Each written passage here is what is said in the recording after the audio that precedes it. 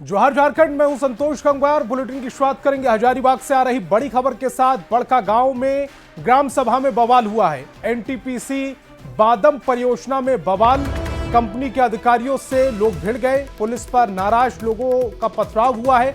SDPO थाना प्रभारी की गाड़ी क्षतिग्रस्त हो गई। कंपनी अधिकारी और पुलिस जवान घायल बताए जा रहे हैं। हजारीबाग से बड़ी खबर इस समय आपकी टेलीविजन स्क्रीन पर, और सुशांत हमारे संवाददाता ज्यादा जानकारी के साथ फोन लाइन पर जुड़ रहे हैं। सुशांत, ये किस बात को लेकर पथराव हुआ है, फिलहाल क्या स्थिति है?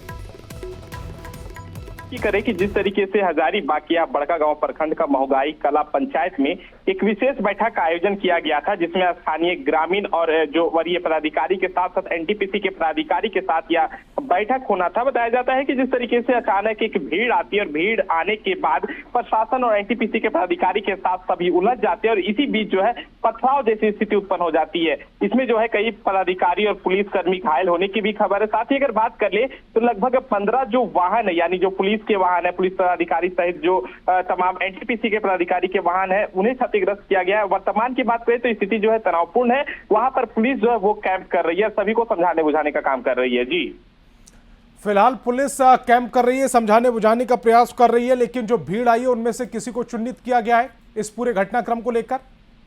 देखिए, जिस तरीके से कई पदाधिकारी भी इसमें घायल हुए, तो एक तरफ उनका जहां इलाज चल रहा है, तो वहीं तरफ जो पुलिस है, स्थानीय जो पुलिस है, वो लोगों की पहचान करने में जुटी है। जो तमाम तरह के जो फुटेज है, फोटो है, उसके माध्यम से उन लोगों का पहचान किया जा रहा है जिन्होंने पहली घटना को जो है अंजाम दिया है। जी सुशांत, इस तमाम जानकारी के लिए आपका बहुत बहुत शुक्रिया। तो एक्सक्लूसिव तस्वीरें समय आपकी टेलीविजन स्क्रीन पर बड़का गांव से तस्वीरें आप तक पहुंचा रहे हैं, जहां एनटीपीसी बादम परियोजना में यह बवाल हो गया। कंपनी के अधिकारियों से जो स्थानीय लोग थे वो भिड़ गए, और किस बात को लेकर यह बवाल हुआ है ये अब तक स्थिति साफ नहीं हो पाई है। लेकिन वहां 15 से ज्यादा जो वाहन मौजूद थे, पुलिस जो टीम वहां मौजूद थी, उनके वाहनों को भी क्षतिग्रस्त किया गया है, बाकी वाहनों को भी क्षतिग्रस्त किया गया है। पुलिस की ओर से एक दावा किया जा रहा है कि कुछ लोगों की पहचान करने की कोशिश की जा रही है। इस पूरे घटनाक्रम में कई लोग घायल भी बताए जा रहे हैं, जिन्हें अस्पताल पहुंचाया गया है। दो तस्वीरें समय आपकी टेलीविजन स्क्रीन पर आप देख पा रहे हैं। कंपनी के अधिकारियों से पूरी भिड़ंत हुई है। उसके बाद ये पूरा जो लोग थे वो आक्रोशित हो गए। उसके बाद वाहनों में तोड़फोड़ की, 15 से ज्यादा वाहन क्षतिग्रस्त किए गए, जिसमें पुलिस के वाहन भी शामिल हैं। तस्वीर इस समय आपकी टेलीविजन स्क्रीन पर। और गुमला में भीषण सड़क हादसा हो गया, जिसमें 3 लोगों की मौत हो गई। यह हादसा पालकोट में हुआ है, जिसमें 2 युवक की मौके पर मौत हो गई, जबकि एक अन्य युवक जो था वो अस्पताल ले जाने के क्रम में उसकी मौत हो गई। पालकोट प्रखंड मुख्यालय में लगने वाले साप्ताहिक बाजार से तीनों युवक एक ही बाइक पर सवार होकर अपने गांव लौट रहे थे। तभी नाथपुर पंचायत के वनटोली गांव के पास उनकी बाइक डिवाइडर से टकरा गई और हादसा हो गया। पालकोट थाना प्रभारी मौके पर पहुंचे और तीनों को अस्पताल ले गए, जहां जांच के बाद 2 युवकों को डॉक्टर ने मृत घोषित कर दिया, और थोड़ी देर बाद अस्पताल में ही तीसरे युवक ने दम तोड़ दिया। रविवार को रांची के हरमू में हुए हादसे का सीसीटीवी फुटेज सामने आया है। इस सीसीटीवी में नशे और रफ्तार का कहर देखने को मिला। तेज रफ्तार की वजह से कार का नियंत्रण खो गया। उसके बाद उस कार ने पहले एक दूसरी कार जो सड़क के किनारे खड़ी थी उसे टक्कर मारी है। फिर उस कार की चपेट में वो बच्ची और एक महिला आई, जिनकी मौत हो गई, जबकि 2 लोग घायल बताए जा रहे हैं।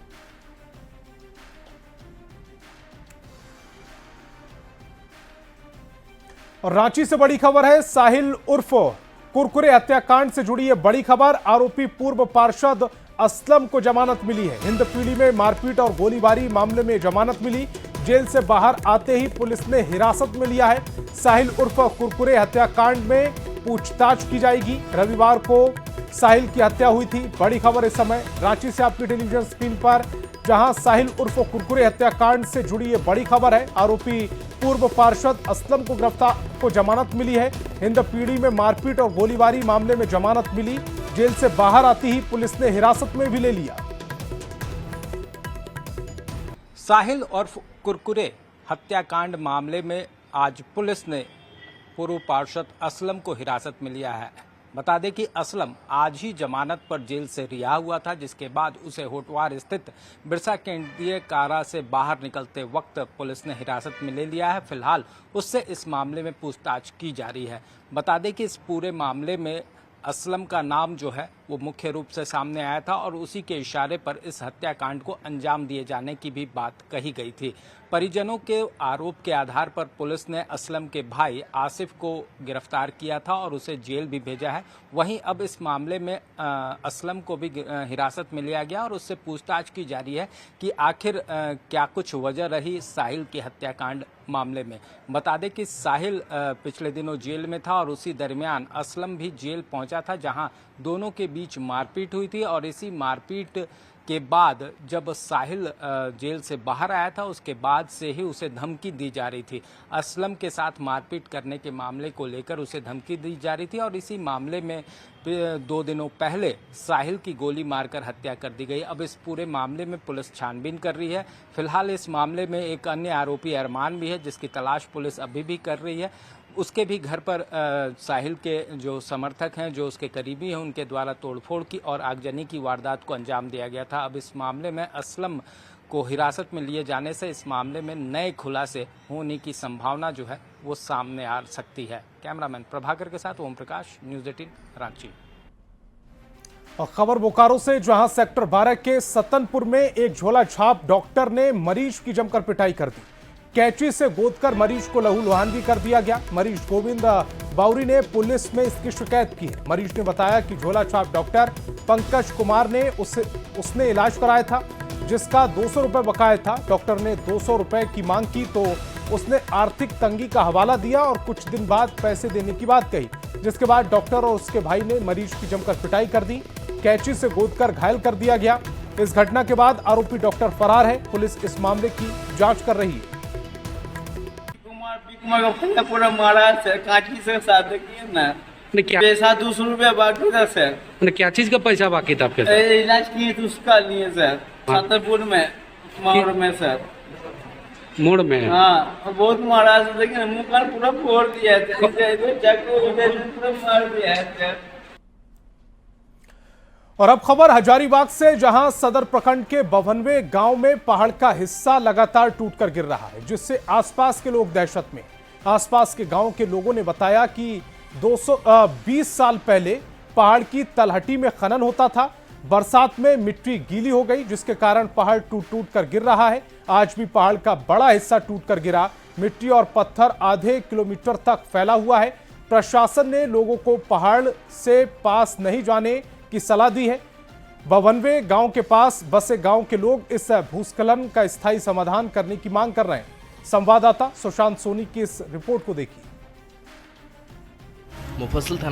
मॉनसून का समय चल रहा है और ऐसे में आपको बता दें कि भारत के उत्तराखंड के अलावे जो है कई हिस्सों में बादल फटने से जो है वो लैंडस्लाइड यानी जो है भूस्खलन का जो है वो मामला प्रकाश में आ रहा है। लेकिन तस्वीर आपको हम हजारीबाग से दिखा रहे हैं। हजारीबाग के अभी हम सदर प्रखंड अंतर्गत बभनबई गांव में है और ये जो आपको तस्वीर दिख रहा होगा यह बभनबई गांव का जो एक बड़ा पहाड़ है। जो तस्वीर दिख रहा है कि इसमें जो है लैंडस्लाइड हुआ और उसके बाद जो है यहाँ पर आसपास में पॉल्यूशन फैल गया था। लोग जो है अभी भी दहशत में जीने को मजबूर है, क्योंकि इस पहाड़ के आसपास में लगभग जो है सैकड़ों घर है जो किनारे ही बसे हुए हैं और उन लोगों के बीच जो है काफी डर का माहौल बना हुआ है। अभी ग्रामीण में थोड़ा सा डर है, डर का माहौल बना हुआ है। ये पहाड़ का लैंडस्लाइडिंग देखते हुए, जो कि ये माइनिंग का कुछ गलती है, क्योंकि पहाड़ जो है वो 30-35 साल इसमें कटाई हुआ है। वो अब अवैध ये हम लोग को पता नहीं है और ये लगभग 20 साल पहले बंद हो चुका था। इसके चलते हमारे कुछ ग्रामीण लोग भी जेल वेल गए थे। बंद कराने में बहुत बड़ा सहयोग है हमारे ग्रामीणों का। और अभी तो हम लोग गांव में बोले हुए हैं कि हाँ, कम से कम अभी कुछ दिन तक, जब तक बारिश बंद नहीं होता है, तब तक इधर लोगों को आने से मना किया गया। भैया कितना डर बना हुआ रहता है, क्योंकि कल से ही लगातार देखने को मिल रहा है कि भूस्खलन होता जा रहा है पहाड़। डर तो लगेगा ही सबको, इसलिए कि पत्थर बड़ा बड़ा होता है। उसका बाद में तो हम लोग देखते हैं दूर से। कि जिस तरीके से बताया जाता है, यहाँ के ग्रामीण बता रहे हैं कि आज से जो है कई वर्ष पूर्व इस जगह पे यहाँ पर खनन के कार्य किए जा रहे थे और खनन का कार्य के बाद जो आज की जो तस्वीर है, जो भयावह तस्वीर है, वो देखने को मिल रही है। देखने वाली बात होगी कि लगातार जो यहाँ पर भूस्खलन का जो मामला प्रकाश में आ रहा है, लगातार जो यहाँ पे मिट्टी का कटाव हो रहा है, पत्थर जो है वो लगातार गिरते नजर आ रहे हैं। प्रशासन किस तरीके से एहतियातन बरतने का काम करती है और इस पर जो है एक नियंत्रण करने का काम किया जाता है, क्योंकि ग्रामीण जो है काफी दहशत में है, काफी डर में है। सुशांत सोनी, न्यूज 18, हजारीबाग। और खबर दुमका से, जहां मसानजोर डैम में पानी लबालब भर चुका है। जल स्तर डेंजर लेवल तक पहुंचने के बाद डैम के 2 गेट खोल दिए गए। इस मनमोहक नजारे को देखने के लिए पर्यटक पहुंच रहे हैं। संवाददाता नीतीश कुमार की इस रिपोर्ट को देखिए। इस वक्त हम मौजूद हैं दुमका के मसानजोर डैम में, जो कनाडा डैम के भी नाम से जाना जाता है। और आप इस वक्त देख सकते हैं कि किस तरीके से जो है मसानजोर डैम का जो है 2 फाटक को जो है फ़िलहाल खोला गया है। और इसको देखकर जो पर्यटक है वो काफ़ी इससे आकर्षित हो रहे हैं और मसानजोर डैम जो है वो घूमने के लिए आ रहे हैं। आप देख सकते हैं कितना मनमोहक दृश्य है। फ़िलहाल जो है 2 फाटक अभी जो खोला गया है और इससे पूर्व जो है कुल 7 फाटक को खोला गया था। लगातार दुमका सहित आसपास के क्षेत्रों में जो है वो बारिश हो रही थी और बारिश से जो है डेंजर लेवल होता है मसानजोर डैम का, वो उसके करीब आ गया था पानी, जिस वजह से जो है फाटक खोला गया। और फाटक खोलने के बाद जो है पर्यटकों का जो आना जो है वो यहाँ पर शुरू हो गया है। लगातार इस दृश्य से लोग आकर्षित होकर मसानजोर डैम घूमने के लिए पहुँच रहे हैं। नीतीश कुमार, न्यूज़ 18, दुमका। रांची में बैंकों की 92वीं तिमाही बैठक हुई, जिसमें वित्त मंत्री ने किसानों के प्रति बैंक के रवैये पर नाराजगी जताते हुए जल्द सुधार करने पर जोर दिया। उन्होंने बैंक की ओर से कॉरपोरेट सामाजिक उत्तरदायित्व यानी CSR के तहत राशि खर्च नहीं किए जाने पर चिंता जताई। बैठक में मौजूद कृषि मंत्री शिल्पी नेहा तिर्की ने 25 लाख KCC के लक्ष्य की जगह केवल 1.5 से 2 लाख ही KCC जारी कर पाने पर चिंता जताई और किसानों को जरूरत के मुताबिक सहायता देने पर जोर दिया। उन्होंने साफ कहा है कि अगर आने वाले समय में बैंक अपने रवैये में सुधार नहीं लाते हैं तो ऐसे बैंकों की राज्य में जरूरत नहीं है। होता है कॉर्पोरेट सोशल रिस्पॉन्सिबिलिटी का जो फंड होता है, तो वो सरकार को मालूम होना चाहिए कि टोटल फंड एक वित्तीय वर्ष में कितना है। बहुत अफसोस की बात है कि वित्त विभाग को ये भी पता नहीं है, हमारे विभाग को, कि राज्य के तमाम बैंकों के पास CSR में खर्च करने के लिए कुल राशि कितनी है। बैंक्स हैं जिनका नो डाउट परफॉर्मेंस अच्छा रहता है, मगर कुछ ऐसी बैंक्स हैं जो केवल मतलब अपना प्रेजेंस के लिए यहाँ पे हैं, वो जनता तक कोई लाभ नहीं पहुंचा पा रही है, खास करके किसानों तक, यहाँ के जो आदिवासी हैं, दलित हैं, पिछड़े हैं, उन तक अगर कोई लाभ नहीं पहुंच पा रहा है तो ऐसी बैंक्स की कोई आवश्यकता भी नहीं है। इसको लेके हम काफी गंभीर हैं। और उत्तर प्रदेश के पूर्व मुख्यमंत्री अखिलेश यादव आज शिबू सोरेन को श्रद्धांजलि देने रामगढ़ के नेमरा गांव पहुंचे। इस दौरान उन्होंने मुख्यमंत्री हेमंत सोरेन से मिलकर अपनी संवेदना जताई। उन्होंने कहा कि गुरुजी का जीवन संघर्ष का जीवन भरा रहा है। आदिवासी भाई बहनों के लिए उनकी भाषा, उनकी संस्कृति, उनके जल जंगल जमीन के लिए गुरुजी ने आंदोलन का नेतृत्व किया। उन्होंने कहा कि देशोम गुरु एक बड़ी विरासत मुख्यमंत्री हेमंत सोरेन को देकर गए हैं। अब मुख्यमंत्री हेमंत सोरेन को इस विरासत को ईमानदारी पूर्वक आगे बढ़ाना होगा। जल, जीवन, जंगल, जमीन, इन बातों को लेकर के पूरा राजनीतिक उतार चढ़ाव उन्होंने देखा, लेकिन अपने राजनीतिक उतार चढ़ाव में कभी निराश नहीं हुए। वो हेमंत सोरेन जी को, जो आज मुख्यमंत्री हैं, एक बड़ी राजनीतिक विरासत देकर के गए जी। उनके लोगों की और मुख्यमंत्री जी की जिम्मेदारी है कि उनकी विरासत को और आगे कैसे बढ़ाएं। और स्वतंत्रता संग्राम के अमर सेनानी ठाकुर विश्वनाथ शाहदेव की 208वीं जयंती रांची के हर्ष और सम्मान के साथ मनाई गई। 12 अगस्त 1817 को जन्मे ठाकुर विश्वनाथ शाहदेव ने अंग्रेजी हुकूमत के खिलाफ अपनी आखिरी सांस तक संघर्ष किया। उनकी वीरता और बलिदान को याद करते हुए ठाकुर विश्वनाथ शाहदेव फाउंडेशन ट्रस्ट की ओर से राजधानी के ध्रुवा गोल चक्कर और ठाकुर विश्वनाथ शाहदेव चौक पर भव्य समारोह का आयोजन किया गया। इस मौके पर फाउंडेशन ट्रस्ट के अध्यक्ष और शहीद के वंशजों ने अपने बलिदान की गाथा साझा की और आने वाली पीढ़ियों को उनके संघर्ष से प्रेरणा लेने की अपील की। खुशी का, गौरव का भी विषय है कि हमारे क्षेत्र में, हमारे परिवार में ठाकुर विश्वनाथ शाहदेव जैसे स्वतंत्रता सेनानी रहे जो अपना सर्वस्व निछावर कर दिए, और इनके जितने साथी जिन्होंने उनके मुक्ति वाहिनी सेना के सदस्य थे, उन लोगों को भी फांसी दी गई। तो पूरे झारखंड के शहीद परिवार इस मंच में आज सभी लोग माल्यार्पण करते हैं और उनको श्रद्धांजलि अर्पित करते हैं। और खबर देवघर के गौरव से जुड़ी हुई है। पुरंदाहा निवासी सौरभ केसरी और उनकी पत्नी रजनी केसरी 15 अगस्त को लाल किला में आयोजित स्वतंत्रता दिवस समारोह के स्पेशल गेस्ट होंगे। भारत सरकार ने केसरी दंपत्ति को इसका आमंत्रण भेजा है। सौरभ केसरी और उनका परिवार पिछले 100 सालों से अधिक समय से औषधीय पौधों के क्षेत्र में काम कर रहे हैं। आज ही आयुर्वेदिक और पारंपरिक चिकित्सा पद्धति को बढ़ावा देने में अहम भूमिका निभा रहे हैं। की फ्लाइट की टिकट दी गई है जो कि 13 तारीख को देवघर एयरपोर्ट से है और वापसी जो है वो 17 को है। और वहाँ पर रहने का, खाने का और वो सभी मॉन्यूमेंट्स को भ्रमण करेंगे वहाँ हम लोग गवर्नमेंट के द्वारा। और जो भी आयुष मिनिस्ट्री के अंतर्गत जो भी संस्थाएं आती है उनका भी अवलोकन होगा।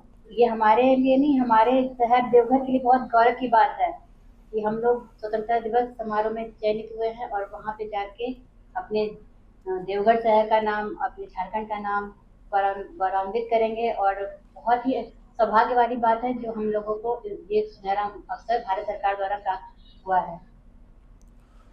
और स्वतंत्रता दिवस के मौके पर राज्यपाल संतोष गंगवार को राज्य सरकार ने मोहराबादी में ध्वजारोहण करने के लिए प्रस्ताव भेजा, जिसे उन्होंने स्वीकार कर लिया है। अब मोहराबादी मैदान में तैयारियां तेज कर दी गई। रांची उपायुक्त ने मौके पर पहुंचकर जायजा लिया और कई आवश्यक दिशा निर्देश दिए।